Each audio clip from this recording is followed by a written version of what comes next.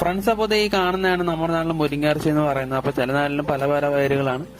അപ്പൊ ഇത് ചത്തതാണ്, അതുകൊണ്ടാണ് ഇത് വാ തുറന്നിട്ടിരിക്കുന്നത്. അപ്പൊ ഇതിന്റെ ഷെല്ല് മാത്രമേ ഉള്ളൂ, കണ്ടില്ലേ. അപ്പൊ ഇവിടെയൊക്കെ ഒരുപാട് മുരിങ്ങയിറച്ചിയും കാര്യങ്ങളൊക്കെ ഉണ്ട്, കണ്ടില്ലേ. അപ്പൊ നമുക്ക് അടുത്തതായിട്ട് അടുത്തത് കിട്ടിയിട്ടുണ്ട്. അപ്പൊ അതും ചത്തതാണ്, അതുകൊണ്ട് വാർന്നില്ല, കണ്ടില്ലേ. അപ്പൊ ഇതും ചത്താണ്, ഇതിന്റെ അകത്തൊന്നും ഇല്ല, ഇത് ഷെല്ല് മാത്രമേ ഉള്ളൂ. അപ്പൊ അതേ തൊട്ടടുത്തായിട്ട് വേറൊന്നും കിട്ടിയിട്ടുണ്ട്. അപ്പൊ ഫ്രണ്ട്സ്, ഇത് നല്ലതാണ്, കണ്ടില്ലേ. ഇപ്പൊ ഇത് നല്ലതാണ്, ഇതിന്റെ അകത്ത് മുരിങ്ങയിറച്ചിയും കാര്യങ്ങളൊക്കെ ഉണ്ട്. അപ്പൊ ഇത് നമുക്ക് കറിക്കൊക്കെ ഉപയോഗിക്കാൻ പറ്റിയതാണ്. അപ്പൊ നമുക്ക് കുറച്ചു നേരം നോക്കാവുന്നുണ്ടെങ്കിൽ അത്യാവശ്യം കറിക്കുള്ളത് നമുക്കൊന്ന് പറക്കി എടുക്കാം. പിന്നെ തൊട്ടടുത്തായിട്ട് ഒരുപാട് മുരിങ്ങയിറച്ചി കിടപ്പുണ്ട്, കണ്ടില്ലേ. പണ്ടൊക്കെ നമ്മൾ സ്ഥിരം ഒന്ന് പറക്കുകയും ചെയ്യുന്നത്, കക്കയിലും ചിപ്പയിലും പണ്ടൊക്കെ ഒന്നും എടുക്കുമായിരുന്നു. പക്ഷെ ഇപ്പൊ അങ്ങനെ വരാറില്ല. ഇപ്പൊ നമ്മള് അങ്ങനെ അധികം ഇങ്ങോട്ട് വരാറൊന്നുമില്ല, കണ്ടില്ലേ. അപ്പം ഇങ്ങനെയൊക്കെയാണ് നമ്മളെടുത്ത കാര്യങ്ങൾ, കണ്ടില്ലേ.